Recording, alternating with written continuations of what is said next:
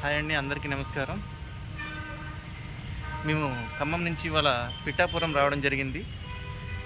రేపు ఏపీలో ఎలక్షన్స్ ఉన్నాయి. అందులో పిఠాపురం నియోజకవర్గం నుంచి జనసేన అధినేత పవర్ స్టార్ పవన్ కళ్యాణ్ గారు ఇక్కడి నుంచి పోటీ చేయడం జరుగుతుంది.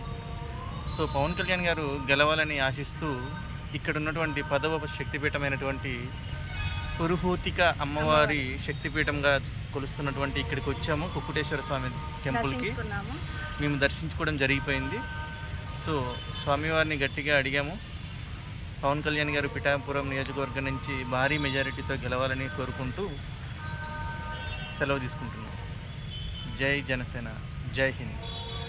అందరికీ నమస్కారం. మేము పిఠాపురం వచ్చామండి.